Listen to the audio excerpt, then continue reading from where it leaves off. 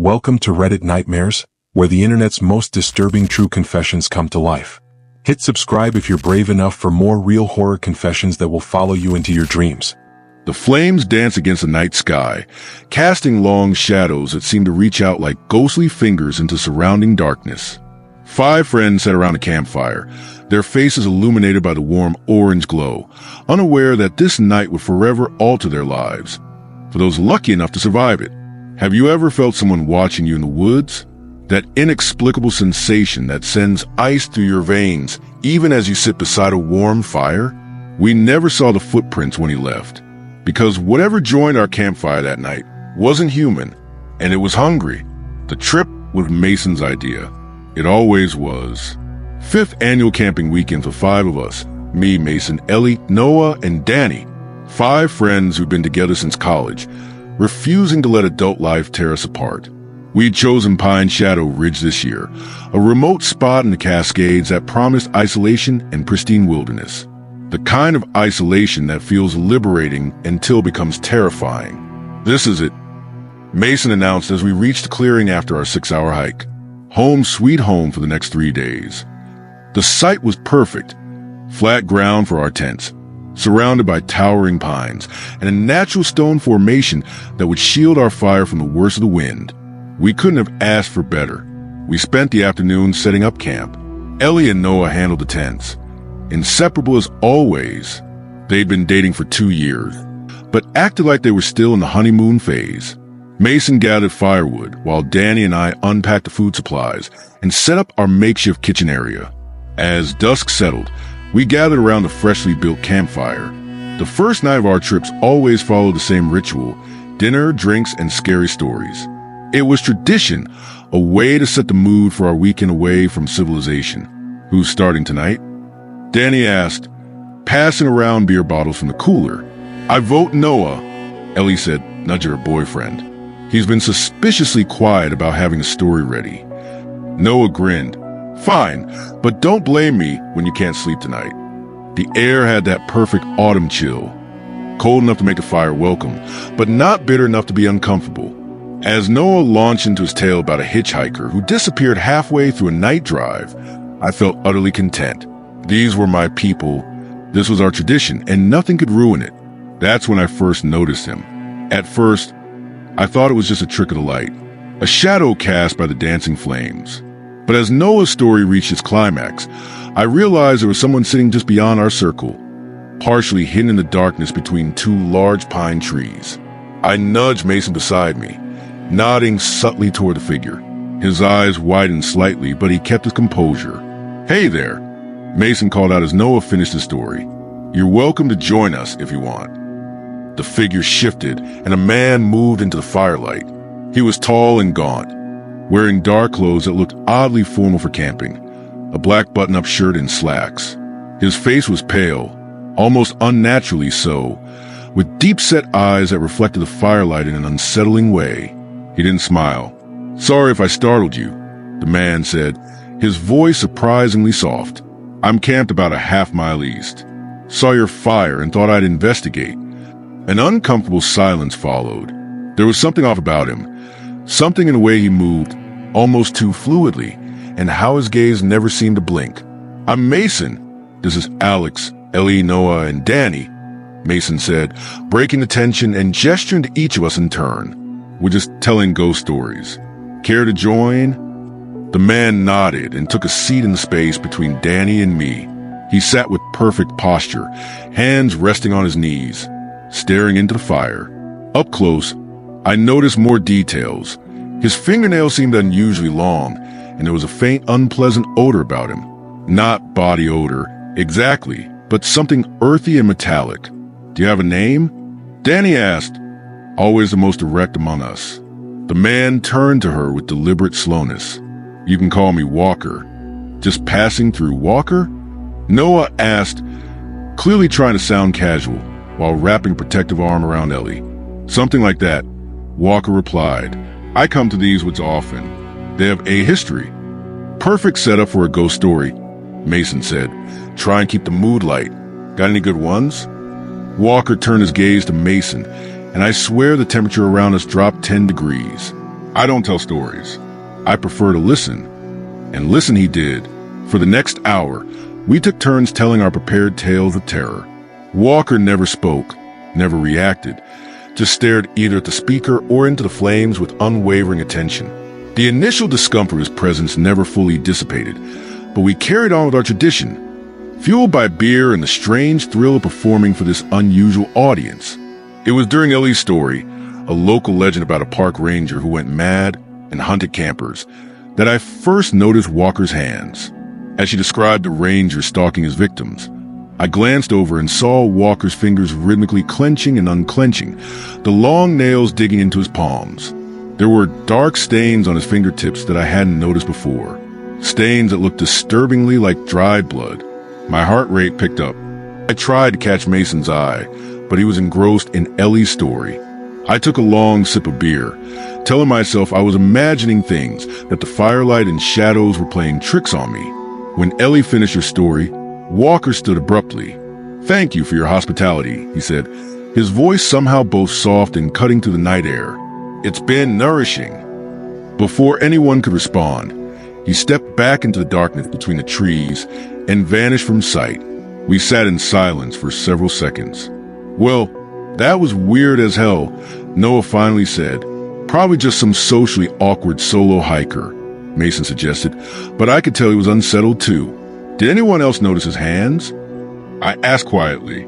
Danny nodded. "The nails? Yeah, creepy. No, I think there was blood on them." "Come on, Alex," Mason scoffed. "It was probably just dirt, or the firelight making his skin look weird." I wanted to believe that. I really did. "I'm actually pretty tired," Ellie said, yawning dramatically. "Maybe we should call it a night?" Nobody argued. The mood had shifted, and not even Mason suggested another round of stories or drinks. We doused the fire carefully, leaving just enough embers to restart easily in the morning, and retreated to our tents. Ellie and Noah in one, Mason and Danny in another, and me in my solo tent. I lay awake for a long time, listening to the forest sounds, the rustle of leaves, distant owl hoots, the occasional cracking twig. Every noise made me tense. I kept thinking about Walker, about how he had appeared and disappeared so silently, about those stains on his fingers. Sleep eventually found me, but it was fitful and plagued with fragments of disturbing dreams. In one, I was running through the woods, pursued by something I couldn't see. In another, I sat frozen to Campfire while Walker circled behind my friends, his fingers extending into long, sharp claws. I woke to screaming. It was still dark, that pre-dawn darkness that feels thicker somehow. The scream had been short, cut off abruptly, and I couldn't tell who it had come from or which direction.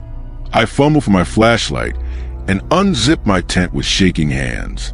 "Hello," I called out, sweeping the beam around the campsite. "Guys?" No answer. My flashlight illuminated Ellie and Noah's tent first. The flap was open, swaying slightly in the gentle breeze. Then Mason and Danny, intact but silent. "Mason? Ellie? Noah? Danny?" I called each name, my voice growing more desperate. A rustling sound came from the trees to my right, and I swung my flashlight toward it. The beam caught a glimpse of movement. Something large ducking behind a tree. "Who's there?" My voice cracked. "Walker? Is that you?" Another sound, this time from behind me. I spun around but saw nothing. The campsite suddenly felt like a stage, with me in the spotlight and unknown watchers hiding in the wings. I moved to Mason and Danny's tent first, calling their names before unzipping the entrance. Empty. The sleeping bags were still there, disheveled as if they'd been hastily abandoned. My breathing quickened as I approached Ellie and Noah's tent. The open flap swayed mockingly in the breeze. I steeled myself and pointed my flashlight inside. Empty as well, but something was wrong. There were dark stains on the sleeping bags, stains that looked horribly like blood, and something else. Long, parallel tears in the fabric, as if made by claws. No. I muttered, backing away from the tent.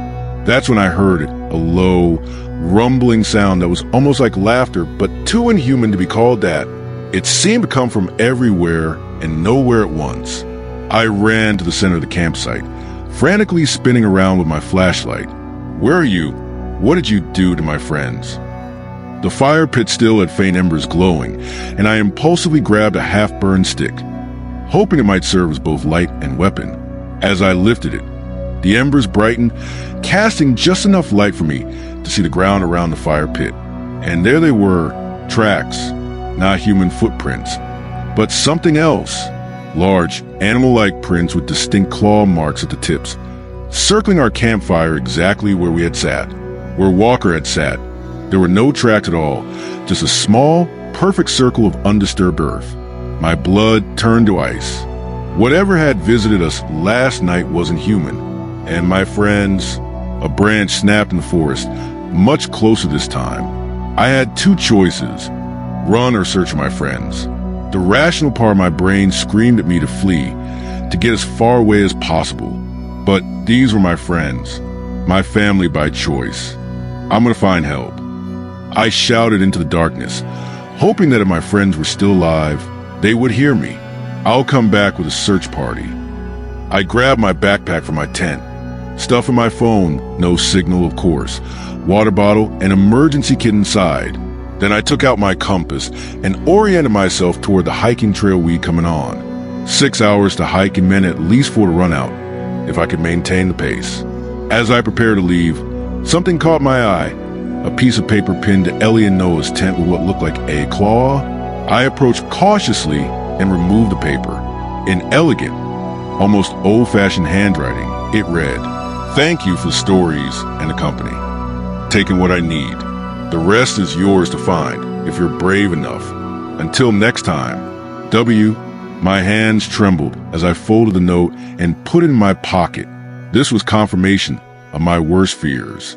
Walker, or whatever he really was, had taken my friends.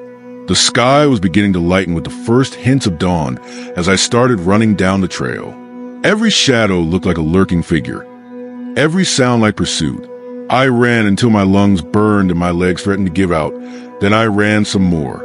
2 hours into my desperate flight, I heard a sound that made me freeze, a ringtone. My phone, which hadn't had signal at the campsite, was receiving a call. I fumbled it out of my pocket with shaking hands. "Hello," I gasped. "Alex." It was Mason's voice, strained and weak. "Alex, where are you?" "Mason. Oh my God, you're alive. Where are you? Where are the others? What happened?" I don't know exactly. I woke up in the woods. I'm hurt, but I'm alive. I haven't found the others yet." His voice broke. "Alex, that man, Walker, he wasn't human." "I know," I whispered. "I saw the tracks." "No, you don't understand. I saw him change. His face, his hands. Alex, he's still out there. And I think he's hunting us for sport. I'm coming back," I said immediately. "No. Get help. Real help. I'll try to find the others and hide. There's a cave system about a half-mile north of our campsite. If I can find Ellie, Noah, and Danny, that's where we'll go." "Mason, promise me you'll get help, Alex. Professional help, not just the park rangers."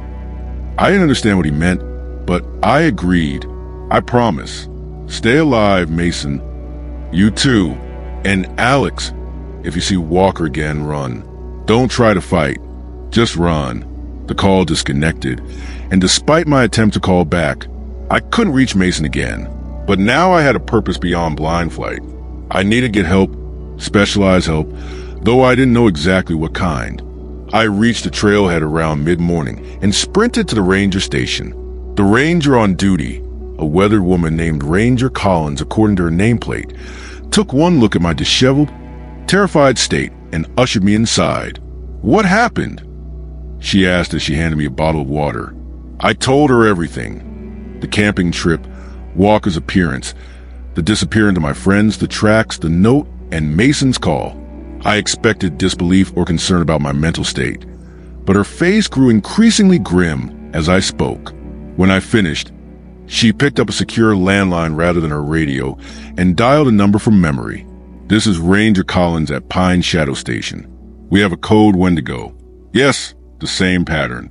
One survivor. For missing, the survivor received contact from one of the missing about 2 hours after the incident. She paused, listening. Yes, I understand.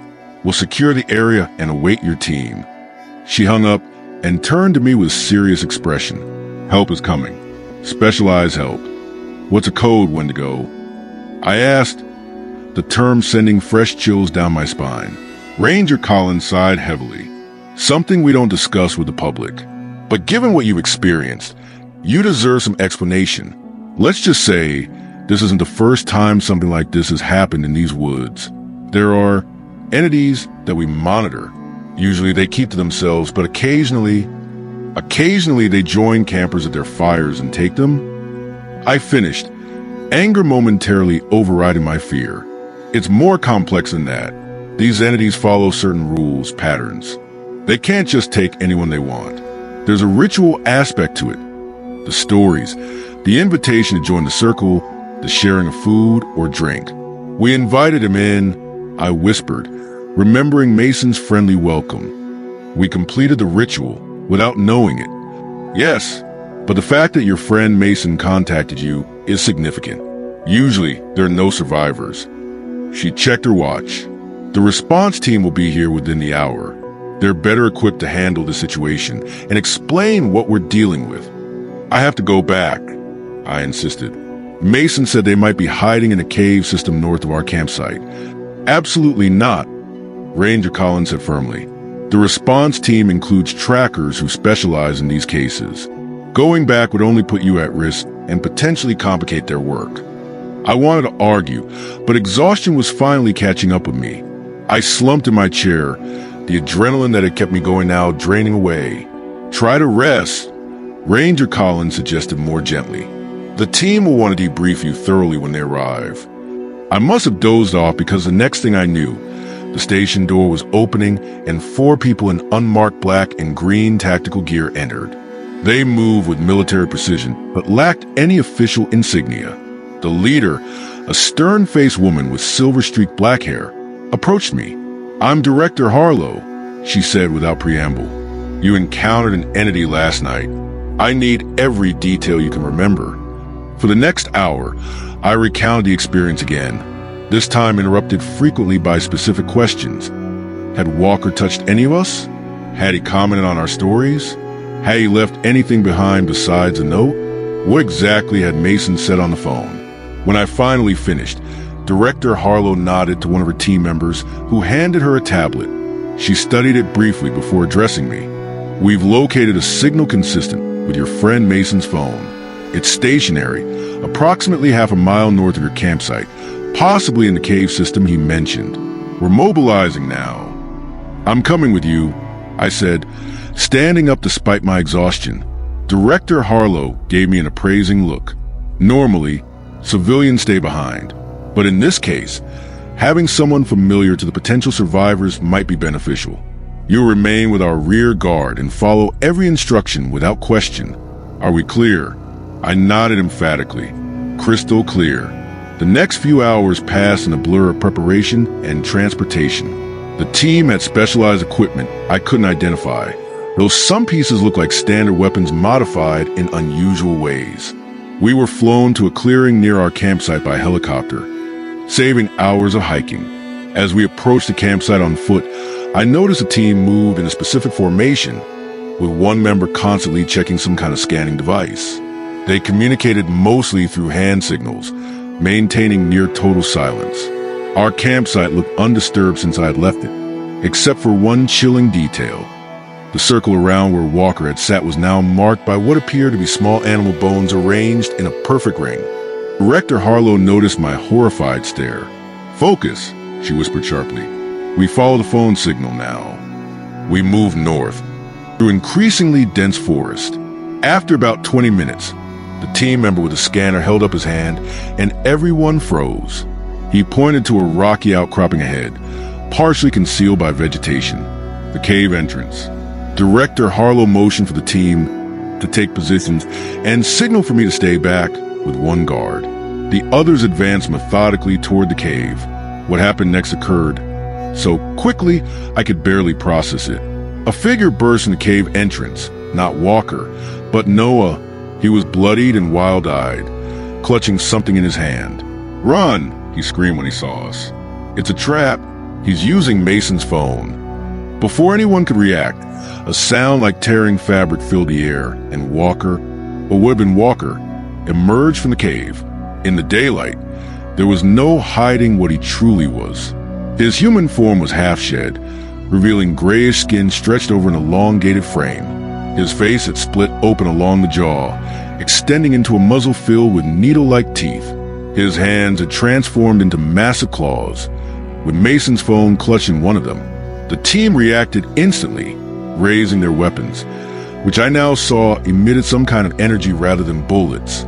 Director Harlow shouted commands as they formed a defensive line between the creature and Noah, who had collapsed to his knees. I broke away from my guard and ran to Noah, helping him retreat to safer distance. "Where are the others?" I asked desperately. Noah's eyes were unfocused, traumatized. Ellie, it took Ellie first, then Danny. Mason tried to fight. His voice broke. We heard Mason's phone ringing earlier. It lured us into the cave, made us think he was still alive. A series of bright flashes and inhuman shrieks drew our attention back to the battle. The team had the creature surrounded, their weapons keeping at bay, seemingly unable to take it down permanently. Every wound they inflicted closed almost immediately. Director Harlow backed toward us, never taking her eyes off the creature. "It's stronger than usual. Must have fed well recently." She glanced at Noah's condition. "We need to get you two out of here now. My team will handle the entity." Mason and the girls I started are gone, she said firmly but not unkindly. "I'm sorry. When these entities take people for feeding rather than transformation, there's nothing left to find." Noah made a broken sound beside me, and I felt my own heart shattering. "Mason, Ellie, Danny, gone forever. What about that thing?" I asked, watching as the team continued their tactical retreat while keeping the creature contained. "We can't kill it, not permanently, but we can bind it, trap it back in its territory, and strengthen the barriers that normally keep it contained. This area has ancient protections that sometimes weaken, allowing entities like this to hunt." Under covering fire from her team, Director Harlow escorted Noah and me back toward the extraction point.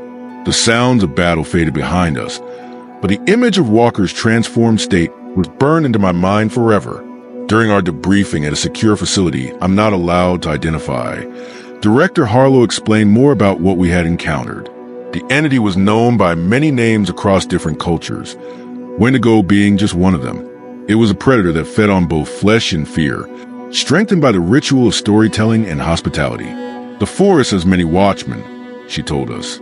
"Most are content to observe from afar, but some hunger for more intimate contact with humans. They're drawn to traditions like yours, friends gathering to share scary stories in their domain. It's like ringing a dinner bell." Noah and I were treated for our physical and psychological injuries, sworn to secrecy, and eventually released back to our lives with cover stories about a bear attack that had tragically killed our friends. We were also given emergency contacts and warning signs to watch for in case the entity or others like it ever try to find us again. That was 2 years ago. Noah moved across the country, unable to bear remaining in the same city where we had all once lived together. We rarely speak now. Too many painful memories. As for me, I've learned to live with what happened, though I never camp anymore and can't stand to be near a campfire. I've researched what I can about entities like Walker, though most information is hidden behind walls of folklore and misinformation. Director Harlow's organization seems to scrub any concrete evidence from public access. But there's one thing I know for certain. The stories we tell around campfires aren't just stories. Some of them are invitations. And sometimes something answers. I still have nightmares about Walker's expressionless face in the firelight, about his 2 long fingers with their blood-stained nails. In the worst dreams, I see him transforming, his jaw unhinging to reveal rows of needle teeth as he looms over my sleeping friends. And occasionally, on cold nights when I'm home alone, I think I catch a glimpse of a tall, gaunt figure watching me from the shadows. A figure that never blinks and always seems to be listening, waiting for me to tell another story. So let this be a warning. Be careful who you invite to join your campfire. And if a stranger appears silent and still, watching from the edge of the light, pack up, leave immediately. Don't look back. Because some visitors aren't there for friendship or the Eskimo rays. They're there for you.